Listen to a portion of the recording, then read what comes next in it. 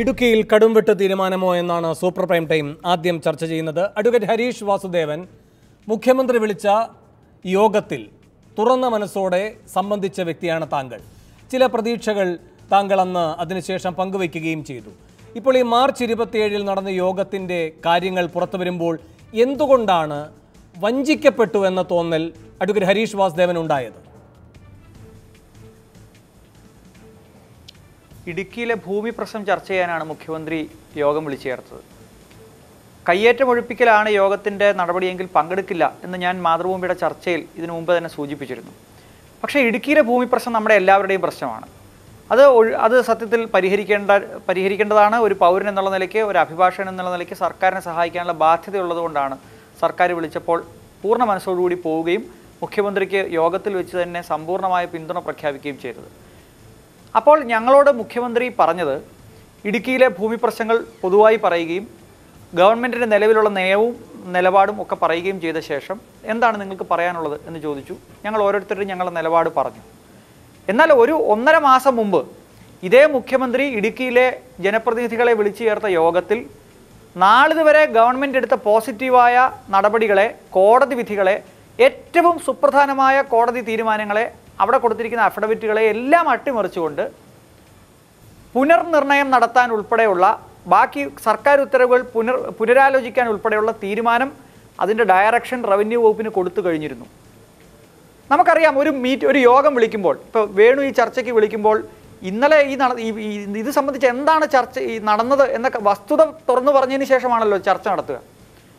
അത്തരം വസ്തുതകളിന്മേലാണ് നാം ചർച്ച നടത്തുന്നത്. ആ വസ്തുതകളിൽ ഗവൺമെൻറ് നേരത്തെ മുൻവിധിയോടുകൂടി ഒരു തീരുമാനമെടുത്തിരിക്കുന്നു. ആ തീരുമാനം നിയമവിരുദ്ധമായ തീരുമാനമാണ് പലതും. അത് ഞങ്ങളെ അറിയിക്കണമായിരുന്നു. ഞങ്ങളെ അറിയിച്ചിട്ട് ഞങ്ങളോട് അതിൻ്റെ മറുപടി ചോദിക്കണമായിരുന്നു.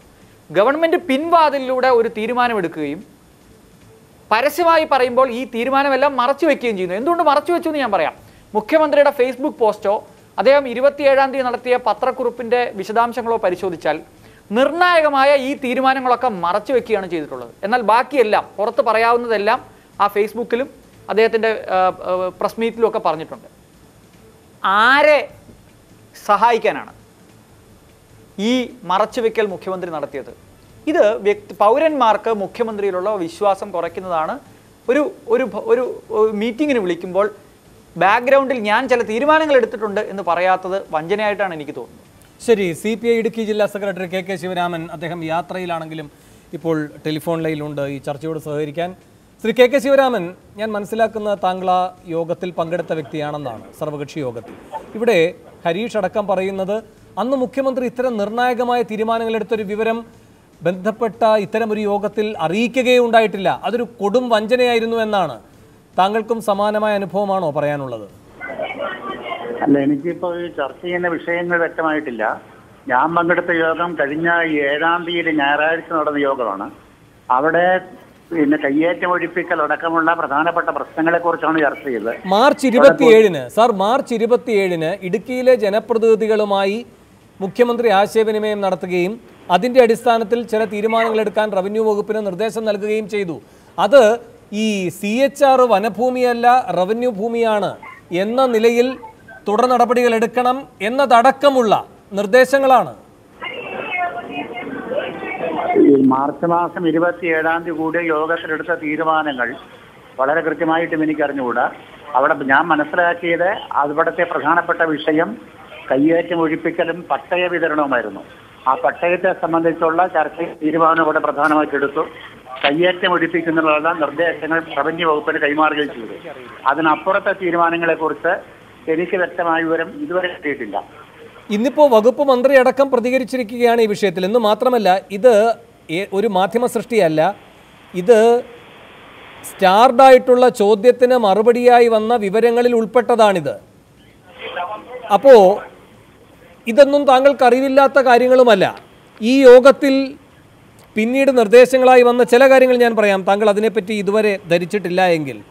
നിവേദിത P. ഹരൻ അധ്യക്ഷനായിട്ടുള്ള സമിതിയുടെ ശുപാർശകൾ പുനഃപരിശോധിക്കുക എന്ന് വെച്ചാൽ ഈ വട്ടവട, കൊട്ടക്കമ്പൂർ വില്ലേജുകളിലെ ഭൂവിനിയോഗം സംബന്ധിച്ച് പഠിക്കാൻ നിയോഗിച്ച സമിതിയുടെ, നീലക്കുറിഞ്ഞി സാങ്ച്വറിയുടെ അതിരുകൾ നിർണയിച്ചതിലുള്ള അപാകതകൾ പരിശോധിക്കുക, പട്ടയഭൂമിയിൽ കൃഷിക്കാർ നട്ടുപിടിപ്പിച്ചിട്ടുള്ള മരങ്ങൾ മുറിക്കുന്നതിന് അനുമതി നൽകുക, 64 ഭൂമി പതിവ് ചട്ടങ്ങൾ പ്രകാരം പതിച്ചു നൽകിയ ഭൂമി കൈമാറ്റം ചെയ്യുന്നതിനുള്ള വ്യവസ്ഥകളിൽ ഭേദഗതിയും വ്യക്തതയും വരുത്തുക.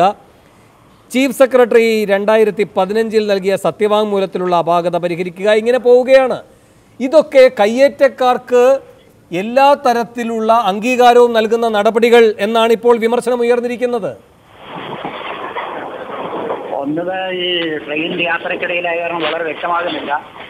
അവിടെ നീലക്കുറിഞ്ഞിയുടെ അതിരുകൾ പുനർനിർണ്ണയിക്കുന്നതിനെ സംബന്ധിച്ചോ അത്തരം കാര്യങ്ങളെ സംബന്ധിച്ചുള്ള വിവരങ്ങൾ ഇതുവരെ എനിക്ക് കിട്ടിയിരുന്നില്ല. അവിടെ ഒരു വിഷയം ഇടുക്കിയിലെ കൃഷിക്കാർ ആവശ്യപ്പെട്ടുകൊണ്ടിരിക്കുന്ന ഒരു കാര്യം, അവരുടെ പട്ടയ ഭൂമിയിൽ കൃഷിക്കാർ നട്ടു വളർത്തുന്ന 28 ഇനം മരങ്ങൾ മുറിക്കാൻ കഴിഞ്ഞ ഗവൺമെന്റിന്റെ. ശരി, ഞാൻ താങ്കളിലേക്ക് വീണ്ടും വരാൻ ശ്രമിക്കാം. ശ്രീ ഫാദർ സെബാസ്റ്റ്യൻ കൊച്ചുപുരയ്ക്കൽ, ഇവിടെ മതമേലധ്യക്ഷന്മാരോടക്കം ആശയവിനിമയം നടത്തുകയുണ്ടായിട്ടുണ്ട് മുഖ്യമന്ത്രി. പക്ഷേ ഈ കാര്യങ്ങളൊന്നും ആ യോഗത്തിൽ പറയുകയുണ്ടായില്ല എന്ന് മാത്രമല്ല, ഇത് പിന്നീട് അറിയുമ്പോൾ എന്താണോ ആ സർവകക്ഷി യോഗത്തിൽ എടുത്ത തീരുമാനം അത് നിർവഹിക്കാൻ കഴിയാത്ത തരത്തിലുള്ള മുൻകൂർ സമ്മതങ്ങൾ നൽകിക്കഴിഞ്ഞിരിക്കുന്നു എന്ന ബോധ്യവുമാണ് ഇത്തരം വാർത്തകൾ പുറത്തു വരുമ്പോൾ വരുന്നത്. ഈ ഹൈറേഞ്ച് സംരക്ഷണ സമിതിയെ സംബന്ധിച്ച് ഏതാണ് കൂടുതൽ ആശ്വാസകരമായ വാർത്ത? ഈ 23-ാം തീയതിയിലെ ഈ യോഗത്തിൻ്റെ തീരുമാനങ്ങളാണോ അതോ 7-ാം തീയതിയിലെ തീരുമാനങ്ങളാണോ? ഈ രണ്ട് തീരുമാനങ്ങളെ സംബന്ധിച്ചും വളരെ പ്രതീക്ഷയാണ് ഞങ്ങൾക്കുള്ളത്. അതിന് കാരണം 7-ാം തീയതി കൂടിയ സമ്മേളനത്തിൽ വിവിധ വിഭാഗങ്ങളെ വിളിച്ചിരുന്നു. അതിൽ മത മേലധ്യക്ഷന്മാരെയും സമുദായ നേതാക്കന്മാരെയും വിളിച്ച യോഗത്തിൽ ഞാനും പങ്കെടുത്തിരുന്നു. ആ യോഗത്തിൽ ഇടുക്കിയിലെ സമഗ്രമായ പ്രശ്നങ്ങളെ സംബന്ധിച്ച് ആദ്യം മുഖ്യമന്ത്രി ഒരു ആമുഖം പറഞ്ഞതിന് ശേഷം നിങ്ങൾക്ക് പറയാനുള്ള കാര്യങ്ങൾ പറയാം എന്ന് സദസ്സിനോട് ആവശ്യപ്പെട്ടു. അതനുസരിച്ച് എല്ലാവരും അഭിപ്രായങ്ങൾ പറഞ്ഞു. പട്ടയത്തെ സംബന്ധിച്ചും ഇടുക്കിയിൽ നിലനിൽക്കുന്ന മറ്റ് വ്യത്യസ്തങ്ങളായ ഭൂപ്രശ്നങ്ങളെ സംബന്ധിച്ചും വളരെ വിശദമായ ചർച്ചകളും അഭിപ്രായ പ്രകടനങ്ങളും ഉണ്ടായി. അത് മുഖ്യമന്ത്രി വളരെ ഗൗരവത്തോടെ തന്നെയാണ് കാണുന്നത് എന്ന് പ്രഖ്യാപിച്ചു. ഇതിനെല്ലാം വിശദീകരണം തരാൻ സമയക്കുറവുള്ളതുകൊണ്ട് ഗൗരവമായി ഇതിനെക്കുറിച്ച് ആലോചിച്ച് നടപടികൾ എടുക്കും എന്ന് പറഞ്ഞാണ് മീറ്റിംഗ് അവസാനിപ്പിച്ചത്.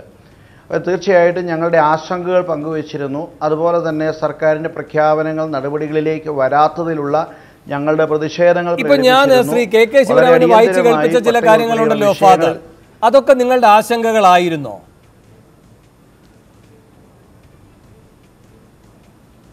മനസ്സിലായില്ല. ഇപ്പോൾ പറയുകയുണ്ടായല്ലോ, നേരത്തെ വായിച്ചു കേൾപ്പിച്ചല്ലോ 27-ാം തീയതിയിലെ യോഗത്തിലെ ചില കാര്യങ്ങൾ, അതായത് നിവേദിത പി ഹരൻ്റെ ഈ റിപ്പോർട്ട് പുനഃപരിശോധിക്കുക തുടങ്ങിയിട്ടുള്ള കാര്യങ്ങൾ, നീലക്കുറിഞ്ഞി സാങ്ച്വറിയുടെ അതിരുകൾ പുനർനിശ്ചയിക്കുക തുടങ്ങിയിട്ടുള്ള കാര്യങ്ങൾ. ആ മീറ്റിങ്ങിൻ്റെ മിനിറ്റ്സിനെ സംബന്ധിച്ച് ഞങ്ങൾക്കും അറിവ് കിട്ടി. ആ മീറ്റിങ്ങിൻ്റെ മിനിറ്റ്സിൻ്റെ കോപ്പിയും കിട്ടിയിട്ടുണ്ട്. അതിൽ പറഞ്ഞിരിക്കുന്ന കാര്യങ്ങളോട് തീർച്ചയായിട്ടും ഞങ്ങൾക്ക് വളരെ അനുകൂലമായ നിലപാടാണുള്ളത്. സർക്കാർ ഈ കാര്യങ്ങൾ ഗൗരവമായി എടുക്കാം, പരിഗണിക്കാം എന്ന് പറഞ്ഞിട്ടുണ്ട്. അതിൽ ആ പ്രദേശത്തെ ഓരോ മേഖലയിലെയും ആളുകളുടെ വിഷയങ്ങളെ സംബന്ധിച്ചുള്ള ചർച്ചകൾ, അതും ഇടുക്കിയിലെ മുഴുവൻ ജനപ്രതിനിധികളുടെയും സാന്നിധ്യത്തിൽ അവർ പറഞ്ഞ കാര്യങ്ങളുടെ അടിസ്ഥാനത്തിൽ ഗവൺമെൻറ് എടുത്ത നടപടികളെക്കുറിച്ചാണ് മിനിറ്റ്സിൽ പറഞ്ഞിരിക്കുന്നത്. ഞങ്ങൾ വളരെ പ്രതീക്ഷയോടെയാണ് ആ മിനിറ്റ്സിനെയും കാണുന്നത്. ശരി ശരി, കോൺഗ്രസ് നേതാവ് P T Thomas MLA telephone ലൈനിൽ. ശ്രീ പി ടി തോമസ്, ഈ 27-ാം തീയതിയിലെ യോഗത്തിന്റെ മിനിറ്റ്സ് ആണ് ഇപ്പോൾ താങ്കൾ ഇന്ന് നിയമസഭയിൽ തന്നെ മാധ്യമങ്ങളോട് വിശദീകരിച്ചത്. ഒന്നാമത് ഇതിന്റെ രഹസ്യ സ്വഭാവം എത്രമാത്രം അവകാശപ്പെടാൻ കഴിയും? ഇത് ചോദിച്ചാൽ അറിയുന്ന കാര്യങ്ങൾ തന്നെയാണ്. ജനപ്രതിനിധികളെ പങ്കെടുപ്പിച്ചുകൊണ്ട് മുഖ്യമന്ത്രി നടത്തിയ ആശയവിനിമയത്തിലെ വിവരങ്ങളാണ് പുറത്തു വന്നിരിക്കുന്നത്. അതുകൊണ്ട് ഇത് ഒരു രഹസ്യ സ്വഭാവമുള്ളതാണ്. ഇത് മൂന്നാറിൽ ഇപ്പോൾ സർക്കാർ മുന്നോട്ട് വയ്ക്കുന്ന ദൗത്യത്തെ അട്ടിമറിക്കുന്നതാണ് എന്നെങ്ങനെയാണ് വിമർശിക്കാൻ കഴിയുക? ശ്രീ പി ടി, ഇത് രഹസ്യമായിട്ടല്ല നടന്നിരിക്കുന്നത്. ഇതൊരു മിനിറ്റ്സ് ആണ്. ജനപ്രതിനിധികളാണ് പങ്കെടുത്തത്, മുഖ്യമന്ത്രിയാണ് അവരെ കേട്ടത്, അതിനുശേഷം ബന്ധപ്പെട്ട വകുപ്പുകൾക്ക് നിർദ്ദേശം നൽകുകയുമാണ് ചെയ്തിരിക്കുന്നത്. ഇതിന്റെ അകത്തുള്ള ഒരു പ്രധാനപ്പെട്ട പ്രശ്നം 27/3/2017 നടന്ന ഈ മീറ്റിംഗ് അതിനുശേഷമാണ് ഇടുക്കിയിലെ ആളുകൾ അടക്കമുള്ള കേരളത്തിലെ രാഷ്ട്രീയ നേതൃത്വത്തെയും അതോടൊപ്പം തന്നെ പത്രാധിപന്മാരെയും പരിസ്ഥിതി പ്രവർത്തകരെയും മത നേതാക്കളെയും ഒക്കെ ബഹുമാനപ്പെട്ട മുഖ്യമന്ത്രി വിളിച്ചിറക്കിയുണ്ടായി. എന്തുകൊണ്ട് 27/3/2017 ഇങ്ങനെ ഒരു നിർദ്ദേശം വന്നിട്ടുണ്ട്, ഈ നിർദ്ദേശമാണ് നമുക്ക് ചർച്ച ചെയ്യേണ്ടത് എന്ന് എന്തുകൊണ്ട് മുഖ്യമന്ത്രി പറഞ്ഞില്ല? അതിനർത്ഥം ജനപ്രതിനിധികളെ അറിയിക്കാതെ ഈ കാര്യം ഒളിച്ചു വെക്കുകയായിരുന്നു എന്നതാണ് അതിന്റെ അർത്ഥം. എന്തുകൊണ്ടെന്നാൽ ഈ കാര്യങ്ങൾ ഇടുക്കി ജില്ലയിൽ ഒരു ഉദാഹരണം ഇന്നിപ്പോൾ താങ്കൾക്ക് ഈ വിവരങ്ങൾ ലഭിച്ചത് എങ്ങനെയാണ്? ഇന്നിപ്പോൾ നിയമസഭയിൽ ഈ ഇതുമായി ബന്ധപ്പെട്ട വി.ഡി. സതീശന്റെ ചോദ്യത്തിന്റെ ഉത്തരം അതും അവർ മനഃപൂർവ്വം താമസിപ്പിക്കുകയായിരുന്നു എന്ന് എനിക്ക് തോന്നുന്നു. ആ ഉത്തരം കിട്ടിയപ്പോഴാണ് ഈ കാര്യങ്ങൾ പുറത്തു വരുന്നത്. ശരി, അപ്പോ എത്ര ഒളിപ്പിച്ചു വെക്കാൻ കഴിയും ഈ കാര്യങ്ങളിലെല്ലാം? Anwar Sadath, V D. Satheesan, IC Balakrishnan, AP Anilkumar ഇത്രയും പേർ ചോദിക്കുന്ന ചോദ്യത്തിനുള്ള മറുപടിയായിട്ടാണ് ഈ വിവരങ്ങളെല്ലാം വരുന്നത്. അല്ല, ആ മറുപടി നിങ്ങൾ അറിയണം. 350 ചോദ്യങ്ങൾക്ക് മുഖ്യമന്ത്രി, പ്രധാനപ്പെട്ട ചോദ്യങ്ങൾക്ക് മുഖ്യമന്ത്രിയും മറ്റു മന്ത്രിമാരും മറുപടി തന്നിരുന്നില്ല. 28-ാം തീയതിയാണ് ആ ചോദ്യം ടേബിൾ ചെയ്യുന്നത്.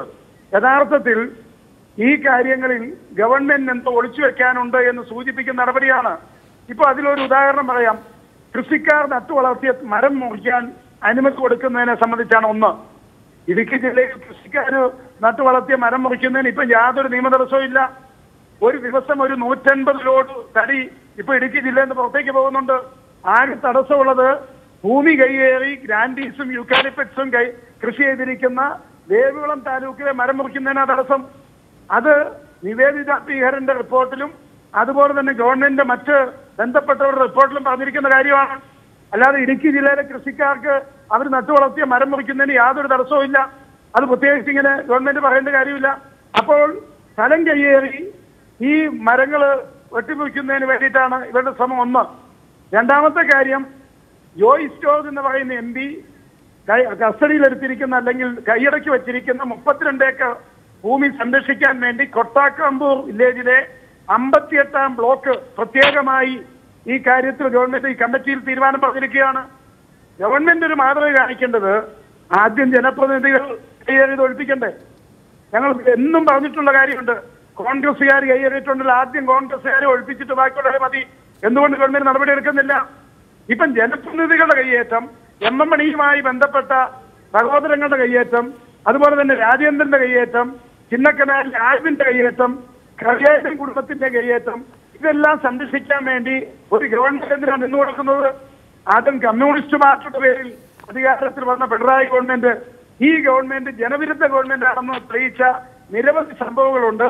ഇതിന്റെ അവസാനത്തെ ഉദാഹരണമാണ് കേരളത്തിന്റെ പാരിസ്ഥിതികമായ എല്ലാ സന്തുലിതാവസ്ഥയും തകർക്കുന്ന നടപടി എന്ന് വ്യക്തമാക്കാൻ ഞാൻ ആഗ്രഹിക്കുന്നു. 77 വരെയുള്ള ഒരു കൃഷിക്കാരനും ഇടുക്കി ജില്ല ഭയപ്പെടേണ്ട കാര്യമില്ല. കാരണം അവർക്കെല്ലാം നായകനാക്കാത്ത പോലെ AK ആന്റണിയുടെ മുദ്രാവാക്യമുണ്ട്. 1177 കർഷകരുടെ പ്രൊട്ടക്ഷന്റെ ഒരു ഡേറ്റ് ആണ്. അതുകൊണ്ട് ആ കാര്യം പറഞ്ഞ് കൃഷിക്കാരെ ഇളക്കാൻ നോക്കേണ്ട. ഇതാണ് വസ്തുതയായിരിക്കെ ജനങ്ങളുടെ കണ്ണിൽ പൊടിയിടാൻ വേണ്ടിയിട്ടുള്ള നടപടിയാണ് ഇവിടെ നടന്നുകൊണ്ടിരിക്കുന്നത്. എനിക്ക് 2 ചോദ്യങ്ങൾ കൂടിയുണ്ട് ശ്രീ PT. ഒന്ന്, ഈ 7-ാം തീയതിയിലെ യോഗത്തിന്റെ സത്ത ചോർന്നു പോയി എന്ന് വിമർശനമുണ്ടോ? ഈ 27-ാം തീയതിയിലെ തീരുമാനവും 7-ാം തീയതിയിലെ തീരുമാനവും പരസ്പര വിരുദ്ധമാകും എന്നാണോ? അല്ല, തീർച്ചയായിട്ടും പരസ്പര വിരുദ്ധമാണ്. 7-ാം തീയതി ആ യോഗത്തിൽ പങ്കെടുത്ത ഈ പറഞ്ഞ ഞാൻ ഒരു 4-5 കാറ്റഗറി പറഞ്ഞു.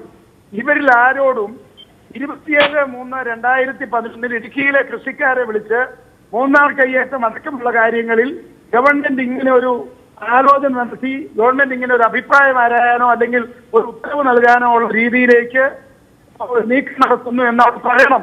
സത്യസന്ധനായ ഒരു ഭരണാധികാരി അത് പറയണം. ശ്രീ PT തോമസ്, 27-ാം തീയതിയിലെ തീരുമാനങ്ങൾ നടപ്പായാൽ 7-ാം തീയതി എടുത്ത ഏതൊക്കെ തീരുമാനങ്ങളാണ് നടപ്പാകാതെ പോവുക?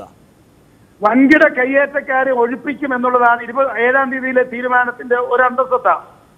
ഈ പറഞ്ഞതനുസരിച്ച് ഒരു വൻകിടക്കാരനെ ഒഴിപ്പിക്കാൻ പറ്റില്ല. ഉദാഹരണത്തിന് തൃശൂർ ജില്ലയിലെ പാറമടയുടെ കേസ് സുപ്രീം കോടതി നടക്കുന്നതിന് അനുകൂലമായി ഭേദഗതി വരുത്താനും അതിനുവേണ്ടി വാദിക്കാനുമാണ് ഒരു നിർദ്ദേശം. അതിന്റെ അർത്ഥം ഇടുക്കി ജില്ലയിൽ നിരോധിക്കപ്പെട്ടിട്ടുള്ള നിയമാനുസരണം നിരോധിക്കപ്പെട്ടിട്ടുള്ള എല്ലാ പാറമടകളും തുറന്നു പ്രവർത്തിക്കും. 2